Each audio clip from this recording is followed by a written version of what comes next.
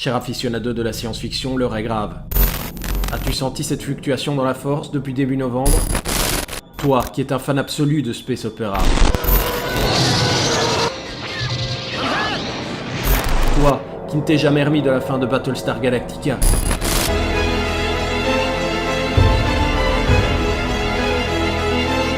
Toi, qui recherches depuis des lustres une épopée intergalactique qui te refasse vibrer. Trop vieux.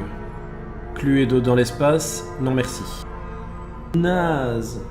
Avoue-le, tu pensais cet espoir perdu à jamais tel Ulysse 31? Quiconque ose défier la puissance de Zeus doit être puni. Eh bien laisse-moi te dire que les dieux peuvent aller manger leur barbe.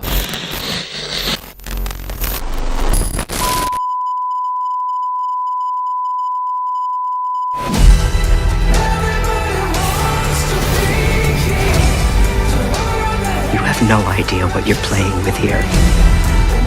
All that's waiting out there for you is more trouble, more death.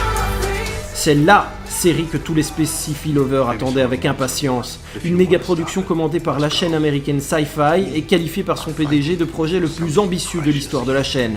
Elle est disponible depuis le 3 novembre sur Netflix. Ok, me diras-tu, intéressant, mais en quoi est-ce si bien? Eh bien déjà parce que The Expanse se base sur une série de livres de science-fiction ayant eu un solide succès critique et populaire, et dont l'un des co-auteurs n'est autre que l'assistant de J.J. Martin. Game of Thrones, et ouais mon gars. D'ailleurs, le style de générique ne te rappelle pas quelque chose?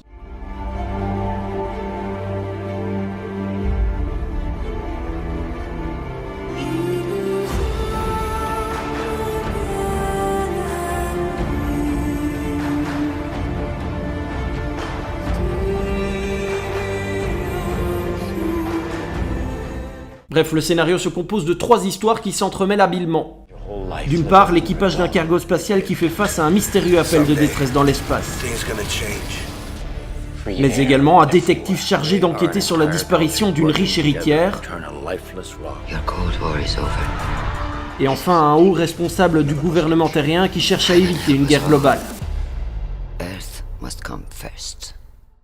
Cette trame est de plus ancrée dans un univers complexe doté d'une situation géopolitique crédible. On y retrouve de vastes empires qui étendent leur pouvoir dans le système solaire et dont le profit prime sur les droits élémentaires d'une grande partie de la population.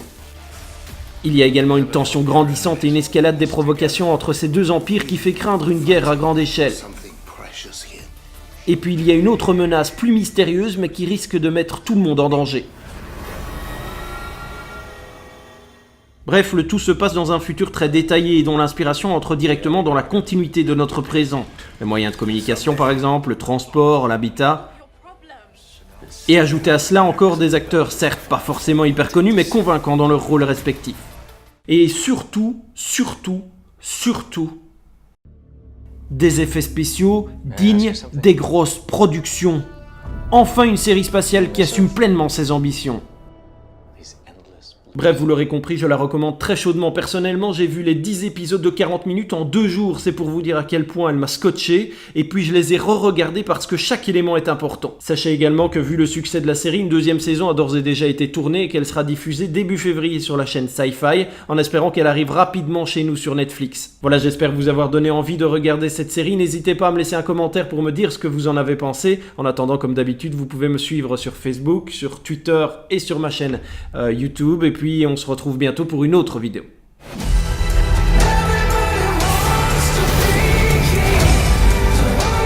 You have no idea what you're playing with here.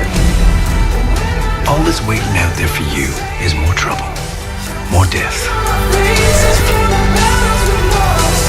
Maybe someone wants a war.